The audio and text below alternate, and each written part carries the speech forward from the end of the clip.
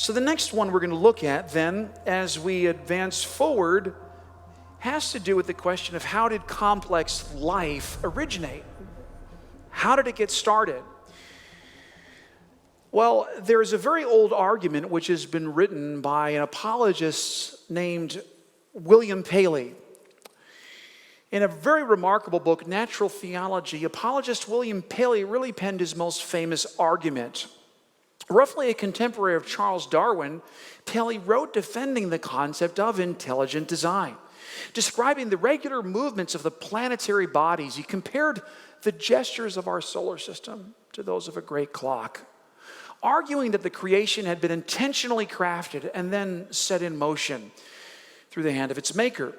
The book begins thus, quote, "In crossing a pasture, suppose I pitched my foot against a stone and were asked how it came to be.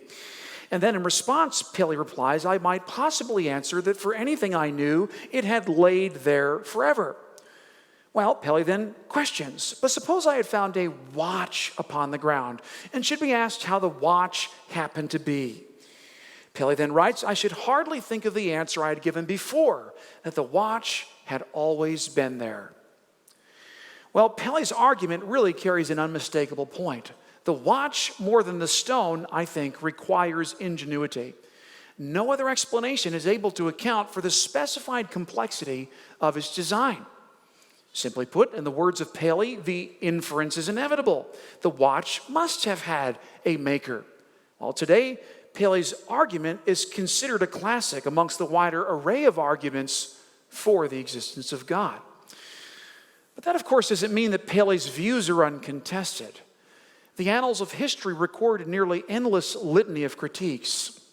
Numerous detractors have sought to debunk Paley's argument, at times even vilifying his narrow and pointed claims. For example, out-of-print British journal, the Athenaeum, once infamously sought to pin Paley with the charge of literary plagiarism. And Charles Darwin himself would later dismiss the argument altogether, noting, quote, the old argument of design in nature as given by Paley now fails. And so then what is the prevailing opinion of Paley's arguments today? Do they truly succeed in countering popular Darwinist beliefs? Well, the answer, as we all know, is a resounding no, being heard from notable members of the scientific community. A short list of retractions would surely include such titles as The Blind Watchmaker, a book passionately authored by Darwinist champion Richard Dawkins. The volume colorfully chronicles the case for evolution, while also rendering numerous arguments against the Christian faith. Some time ago, I happened to spar with these arguments personally. I was asked to visit a college to lecture on science and faith. And I had just concluded a talk on human-ape relations, much as I just did here tonight. And I was beginning to engage in active Q&A. The presentation I delivered showed the lack of fossil evidence needed to prove our current theories of common descent. And it was then that a student responded with an objection that struck me really as profoundly welcoming of my previously stated case. He said to me, I think I can agree with some of your points. The proofs from fossil evidence are largely unconvincing. But you see, there is still a greater argument which you have failed to address here, namely the evidence from biological declination. I mean, let's face it. It doesn't matter if various fossil proofs are scarce. The evidence for evolution will still win the day. And this will always happen because the proofs from nature naturally favor the case that Darwin made. Well, hearing the student's objection, I recognized it immediately. For Darwin himself, in fact, had taken precisely the same stance. Apart from having any fossil evidence, Darwin determined that future fossil finds would one day prove he was correct. The crust of the earth is a vast museum, he opined. The record is incomparably less perfect than is generally supposed. Well, undoubtedly, Darwin's confidence sprang from his belief that evolution by natural selection was already a settled fact. Quoting from his work, the naturalist wrote, "Can it be thought improbable that variations should occur? And if such do occur, can we doubt that individuals having any advantage would have the best chance of surviving? On the other hand, Darwin argued, any variation in the least degree injurious would be rigidly destroyed. Thus, in Darwin's mind, natural selection was merely consequential to life in the context of a randomly ordered nature. Well, to date, few ideas have enjoyed such vast success, I think we can admit. Darwin has exerted his influence far beyond the grave. British author, for example, Philip Moore has mentioned that Darwin is now hailed as, quote, one of the greatest Britons who ever lived. Today, 2 universities bearing the title Darwin College carry on his legacy at both Oxford and Cambridge. But what have various advances within the fields of the natural sciences demonstrated regarding the feasibility of his claims? Well, returning to Dawkins' book, The Blind Watchmaker, the world's, quote, most famous atheist, as he is sometimes referred to, provides us with an answer. As seen through his own laments, Dawkins admits that Darwin's ideas are still largely unabsorbed into popular consciousness. He writes, if you took all the cells of a bird and put them together at random, the chances it would fly is not for everyday purposes different from zero. Indeed, this is precisely the main problem which confronts the theory of evolution within the world of science today.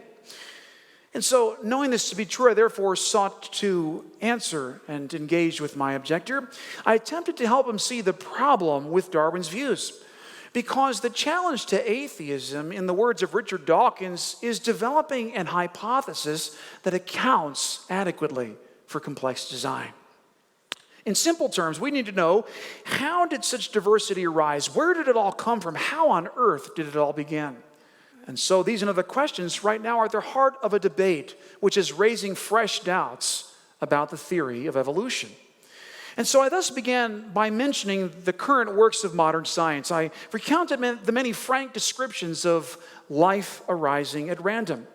For in his book, Dawkins notes that hemoglobin molecules defy evolution, a fact which strongly cuts against their creation by chance. He writes, quote, hemoglobin consists of 146 amino acids. There are 20 different kinds commonly found in living things. He then notes that the number of ways of arranging 20 kinds of things in chains of 146 is inconceivably large. Listen to this. The first link in the chain could be any one of 20 possibilities. The second link could certainly be the same. The number of possible 146 linked chains is thus 20 times itself 146 times. Now that, folks, as we've mentioned in one of the services, I believe, this is an absolutely staggering number, frankly. As Dawkins notes, a million is one with 6 zeros behind it. A billion is one with 9 zeros behind it.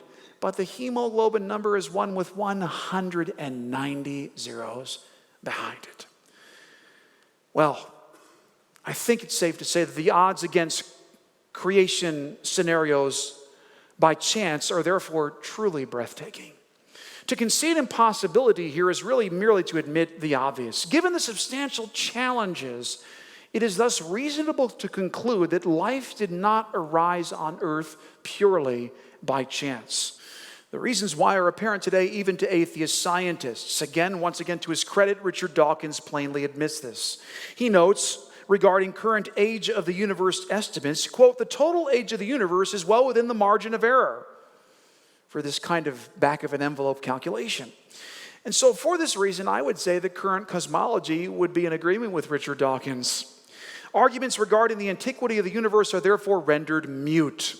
For whether the universe is 6,000 years old or just under 15 billion, well, they're just simply too narrow for Darwin. Christian website Answers in Genesis actually corroborates this point. As a Young Earth Creationist Association, the group readily agrees, quote, if the universe actually were 15 billion years old, as Dawkins believes, this would give us about 10 to the 18th seconds. Now, a protracted explanation actually provides us with even further insight. For the same article notes, quote, there are about 10 to the 80th atomic particles in the universe. Now, if every second and every atomic particle were an experiment, this would amount to 10 to the 98th experiments. Again, not enough time for Darwin. So then how does Dawkins propose to meet such challenges? This is really an interesting question. If he's admitting that we don't have enough time for evolution, then why on earth does he still argue for it? How does he argue for Darwin's theory of natural selection, for example? Well, the answer he gives is unfortunately misleading. It is every bit as, frankly, slippery as it is entirely dubious. He writes, quote, "To explain this, I shall need to make a distinction between single-step selection and cumulative selection." He's going to make a distinction between single-step selection and cumulative selection. Dawkins then offers a comparison between the two methods by programming his computer to mimic evolution. Here's how he did it. Using a phrase taken from Shakespeare's tragic play Hamlet, Dawkins sets his computer to type letters at random. And employing this quote-unquote single-step selection, he calculates the likelihood that Hamlet's phrase, "methinks it is like a weasel," will emerge purely by chance. Noting the results of this, he quotes, "It is the same kind of calculation that we did for hemoglobin, and it produces a similarly large number." He then repeats the experiment using, this time, cumulative selection, noting as he does the vastly different outcome to the experiment. Let me just read his words. "We again use our computer, but with a crucial difference. It again begins by choosing a random sequence of 28 letters. It now breeds this phrase, duplicating it repeatedly, but with a chance of random error, presumably to mimic this process of mutation." Dawkins then happily reports the target phrase was finally reached in generation 43. Tilt. A second run of the computer began with a similar phrase and reached the target phrase in generation 64. Whoa, hold on a second. Now it sounds like evolution is working. But is that really the case? Well, at first glance, it admittedly appears that Dawkins has solved the mystery here by using a quote-unquote target phrase. Lo and behold, evolution wins. And Hamlet's famous words, "methinks it is like a weasel," effortlessly appear on the screen after only 43 experiments. In reality, Dawkins' method really is merely a sleight of hand, unfortunately. It is accomplished by programming the computer to look, those are his words, look for Hamlet's words in these random conglomerations of 28 letters. But the mechanism of natural selection, of course, doesn't function by looking. Simply put, that's not evolution, that's design. In his own words, again, natural selection is a blind, unconscious process. It has no purpose in mind. It has no mind and no mind's eye. It does not plan for the future. It is the blind watchmaker. Conversely, Dawkins' computer examines, again his words, the mutant phrases, and chooses the one which most resembles Hamlet's statement. In this way, Dawkins' computer selects the winning phrase based on the appearance of its own future poetic progeny. Of course, here Dawkins would argue that nature itself is what produces the target phrase within the experiment. Hence, apart from using a target, the experiment collapses and cumulative selection becomes impossible to test. But this argument really only creates additional problems, namely the old dilemma of the chicken and the egg. Because compound complex life forms, such as you and I, must exist prior to cumulative selection taking its needed effect. Again, you got to get these quotes in by Dawkins. They're just brilliant in showing his own error. Quote, "Living things are the main examples we know of things that participate in cumulative selection. They may in practice be the only things that do." You know, frankly, I think I would agree. Living things, us as complex life forms, we're the only things that engage in this kind of natural selection. And so thus, cumulative selection does not explain the origin of life at all. Rather, it assumes it prior to its working. What then of Dawkins' conclusion that God's work is made redundant? In short, his argument proves no such thing. And if you're a Christian tonight, that's pretty good news. And so therefore, I concluded my discussion with my objector in the case of the college talk that I was giving by recommending a good Christian book. It's a volume that I prescribed to encourage spiritual reflection, to get him to begin to think about the possibility of God being the one that caused all of life to get started. And I have to say, this is really the profound usefulness, I think, of this kind of apologetic discourse. It opens the door to tremendous possibilities as we begin to engage with skeptics and outsiders. And so, therefore, to conclude and to note back to what we discussed at this morning's service in our question and answer time with Scott, if we look at biological complexity, this is due to one of three alternatives: design, necessity, or chance. Now, Dawkins clearly attempts to show that biological complexity is actually due to the mechanism of necessity. He's shown that to us in his own words. In fact, another statement of his, this is just beautiful. He actually says, one of my tasks will be to destroy the myth that Darwinism is a theory of chance. He's trying to show it's by necessity. But as I've shown you tonight, that really does collapse. It doesn't make any sense at all. And so I think, therefore, we're left with the one alternative, and that is the alternative of design.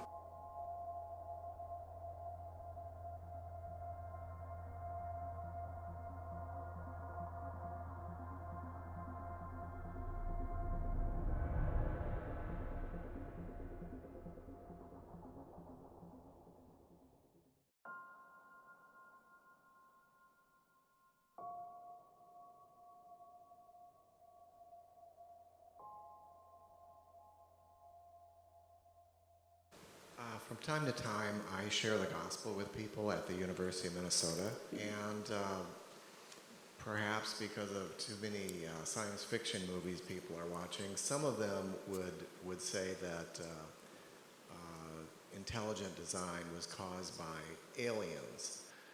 The reason I went to such great detail in this explanation is to simply show that it doesn't matter where we look in the universe, whether we're somewhere off in the Andromeda Galaxy or here in the Milky Way. The odds against chance creation scenarios are just bafflingly large. Bafflingly large. In fact, I didn't note the quote, but Dawkins himself says in The Blind Watchmaker, he admits that cumulative design only begins to work after you've got some sort of a primordial life form that has come about by chance. And again, the chances, we've already discussed that here, it's just too insurmountable. So there's no way that extraterrestrial life is getting started in some other corner of the galaxy. There's a really great article that was written by Eric Metaxas that was put out in the Wall Street Journal. It has become the single most downloaded editorial article in the history of the website. It's called "Science Increasingly Makes the Case for God." And in it, he talks about the odds against extraterrestrial life out there. And you can see right away why this is such an incredibly implausible scenario. Any other questions?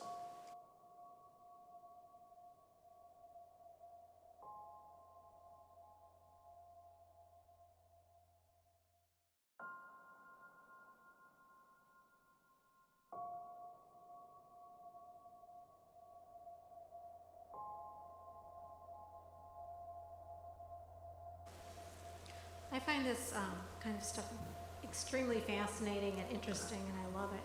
What do you find is what actually hooks people into finding that they even care about any of this? Let me go ahead and offer this for you here, because this is actually one of the places where apologetics, I believe, is going to play a key role in the new evangelization that is taking place in our culture through the church.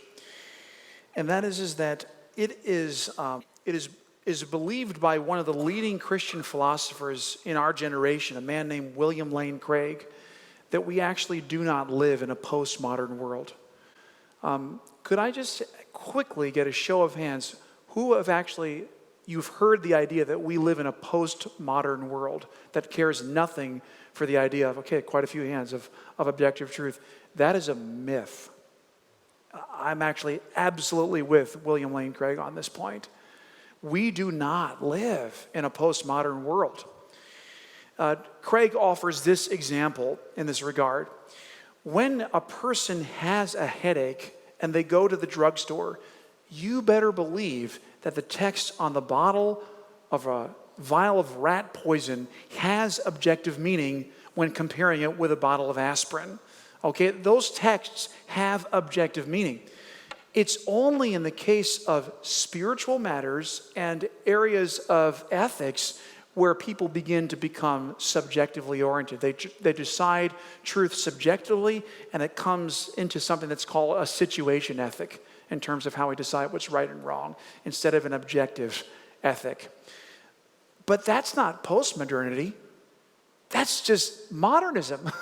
That's just old line modernism pretending to be this kind of new, provocateur of the Christian faith, a new challenger that's come on the scene. We don't care about your old apologetic arguments. We're impervious to those things because we don't really care what truth is. And at the end of the day, I think we have to say that that's nonsense.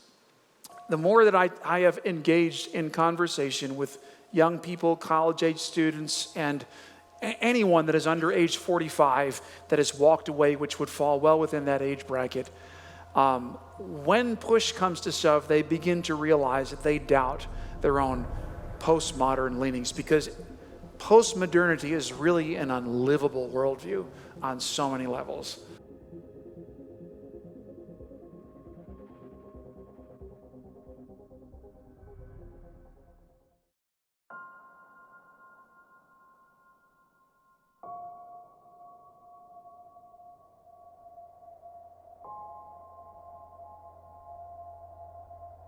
So let's go on to the matter of the Gospels. And when it comes to Jesus of Nazareth, can we really even trust anything that's described about him in the Gospels? Is this the result of legend making? Or is there a kernel, or perhaps even larger than a kernel, is there a complete history that is contained within these texts? Well, in 1926, skeptical Bible scholar Rudolf Bultmann wrote the following statement, quote, "I do indeed think that we can now know almost nothing about the life and personality of Jesus. I do indeed think that we can now know almost nothing about the life and personality of Jesus." Now, Rudolf Bultmann, you have to understand, was a biblical scholar of the highest order, just widely regarded. He was very, very famous for his controversial approach of, quote, demythologizing, if I could use a $10 word, demythologizing the gospel texts. Throughout his life, he continued to make one perplexing claim after another, attempting to show that the Gospels were merely, quote, legendary, and were therefore not really worthy of any serious consideration. Well, more recently, Peter Jennings, before his death, directed a prime-time documentary containing roughly the same view. In his rather scintillating special, Searching for Jesus, Jennings portrayed Christ in a very poor light. We had suspected that reliable sources would be hard to come by, and sometimes they were, Jennings noted. And he then went on to paint a picture of Jesus wholly incompatible with any known Christian view today. And so therefore, the person of Jesus is now held in infamy. There are as many different pictures of him as there are people who paint them. At the time of this talk, there are no less than, listen, 260 articles and books written by scholars about Jesus. Many of these have been influenced by the writings of Bultmann, who taught that non-romanticized historical accounts about Christ simply do not exist. And so therefore, as recent as 1971, Leander Keck of Yale University held that the search for the real Jesus is just a, quote, dead end street. And so then, who was Jesus of Nazareth? I mean, who was he really? Was he just some kind of a cynic philosopher? Was he a sort of Jewish sage? With such a proliferation of differing opinions, many have concluded that the question really has no answer. Popular culture has therefore despaired of the project, consigning the search for the historical Jesus to perpetual uncertainty. Whatever the actual Jesus may have looked like, he could certainly bear no resemblance to the biblical icon of today. The question here then for us tonight is, are these ideas truly justifiable? Is it right for us to really think that we can know nothing about Jesus for certain? Well, though the fundamentalist Christian would certainly beg to disagree, in the eyes of most people today, and you'll find this to be true, Jesus is an enigma. Some time ago, I was actually encountering this problem personally. I was struck up a conversation with an elderly couple in a coffee shop. And I had only momentarily begun to refer to the New Testament when suddenly the elderly gentleman broke in by declaring, "What about the other Gospels?" Perhaps you've heard this objection yourself. Well, it was obvious that the man had been influenced by certain late-breaking discoveries. He had, for example, heard about the so-called Gospel of Judas. Now, the document had turned up lately in Cairo, Egypt, after being sold twice and then stolen once. According to Irish journalist Andrew Cockburn, the text had practically, quote, vanished into the netherworld of antiquities traders. And then upon its unlikely public debut, skeptic scholar Marvin Mayer told National Geographic that this new rogue gospel was written at a time when Christianity, listen, was, quote, trying to find its style. You see, this is kind of what we're running into today. But did the Judas gospel preserve an early authentic tradition? Well, the evidence seemed to defy the very possibility. For example, one scholar who worked closely on the project commented, "We all feel comfortable putting this copy in the 4th century." Now, such a late date, frankly, places the only surviving copy of Judas far too removed from the events of the crucifixion to have actually been written by the man himself. Let's just be honest. Moreover, the earliest mention of any kind of document written by Judas Iscariot only occurs 150 years after the death of Jesus Christ. And so for this reason, I urged the elderly gentleman to rethink his views. I attempted to turn his attention back to the genuine record of Scripture.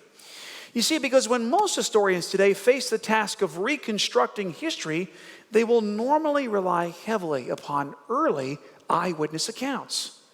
Well, in the case of the life of Jesus, hands down, these would be the biblical Gospels, commonly known to us today as Matthew, Mark, Luke, and John.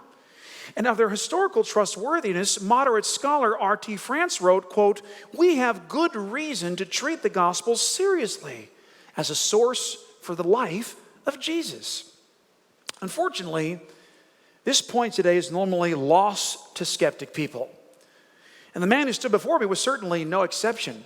For how, many have wondered, could the Gospels be, after all, a source of reliable, historical reminiscence about the person of Jesus? I mean, wasn't the early church supposed to be responsible for kind of fiddling with the facts? As late German theologian Albert Schweitzer once thought, quote, "The early church abolished the real Jesus to remain consistent in its own views."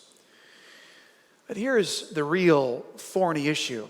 Do these kinds of fantastic indictments truly fit the picture? I mean, could the notion that Jesus was just a Jewish cynic actually replace his biblical identity in today's world? Well, even skeptical scholars, and this is a bit of good news, even skeptical scholars are apprehensive on this point. For many have wondered how a social liberal Jesus could wind up crucified to begin with. The idea is clearly a far-fetched theory, and many skeptics doubt that it could be true. Returning to Leander Keck, himself an avowed skeptic, quote, "The idea that this Jewish cynic and his dozen hippies with his demeanor and aphorisms was a serious threat to society sounds more like the conceit of alienated academics than sound historical judgment." I mean, frankly, I couldn't have stated it better than that. That's just brilliantly worded. And so for this reason, many skeptics today are beginning to reassess the Gospels. Have you noticed?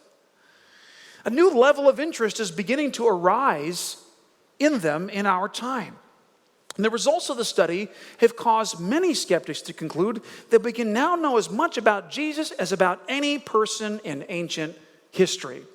Now, I would say that such a radical shift really shows us that there's a change, there's a sea change in the Guild of Scholarship compared to Rudolf Bultmann's earlier statement, quote, "We can know nothing about the person of Jesus." I tell you something, in today's world, the 4 Gospels, that they could somehow be thought of as an aid in recovering the real picture of Jesus, this is an idea that is beginning to catch amongst the broader Guild of Scholars today. Maybe you can remember some of the films that have recently come out. Son of God, the Bible miniseries, even the film that was put out that was based on Thomas's infancy gospel, The Young Messiah. Notice that this is beginning to reach a fever pitch in our time. On my son's first birthday party, I left to get a few last-minute errands that I needed for our party, and I noticed that there was a copy of Newsweek that was entirely dedicated to the person of Jesus. All based on theories. Who was Jesus of Nazareth? And so therefore, I began to make plain to the man that I was speaking with my confidence on this point. I spoke to him of the importance I place, personally, in minding the biblical text daily. For the idea that the Gospels could be the result of later legendary fiction now stands within academia as an utterly failed hypothesis. The gap of time between the life of Jesus and the authoring of the Gospels is actually a very narrow span of time. It's a very, very vanishingly small amount of time that we see. And so therefore, for this reason, legend could not have reconstrued the true Jesus and left us with a false impression of him today. However, in urging the man to see this, I could see that he was really uncomfortable. Both he and the woman sitting next to him had clearly crossed the line. You see, they had given heed to the liberal media rants that have come out in our time, which have radically undercut confidence in the Bible today. But you know, in reality, such claims really cannot bear the light of day. Under careful scrutiny, they quickly crumble and fall to pieces. And now they only serve as signposts to show that it is actually impossible for the Gospels to be the result of later legendary fiction. Please note the usage of the term impossible.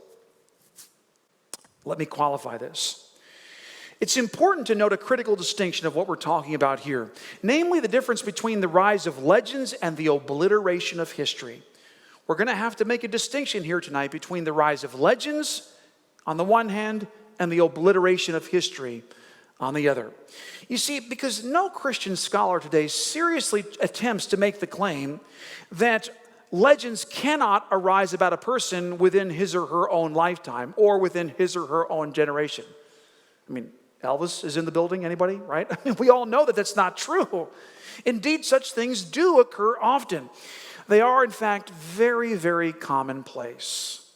As popular children's book author Stephen Kellogg has noted, quote, "The legends that grew around Johnny Appleseed began during his lifetime." So we know legends grow up within the lifetime of the person for whom they are attributed. But that's not what Christian scholarship is claiming. Christian scholarship is not claiming necessarily that that is impossible, that legends about Jesus couldn't have grown up within his own lifetime about him that were false. Of course that's possible because it happens today. The point, however, is that such legends do not actually succeed in replacing the true history of those persons. Understand it this way. The stories about John Chapman, for whom the legends about Johnny Appleseed are attributed, those legends about Johnny Appleseed do not confuse historians today as to the actual history of the man, John Chapman. Everybody can see the difference. Why? Because the people that were living in the generations that saw those legends arise were there to also see and behold the life of John Chapman. And so what current scholarship has uncovered is a simple precept that I think goes back probably to A.N. Sherwin White. That you need at least 2 generations to pass before a legend can actually eclipse genuine history. Does that make sense at all? Through the writings of the ancient Greek historian Herodotus, White showed that these 2 generations are needed, and he actually set up a critical test case to actually make his point. And today his work demonstrates the absurdity of the notion, really, I think, that the idea that myth or legend could somehow obscure Jesus of Nazareth. And so therefore, reaching for my Bible, I brought my argument to its conclusion.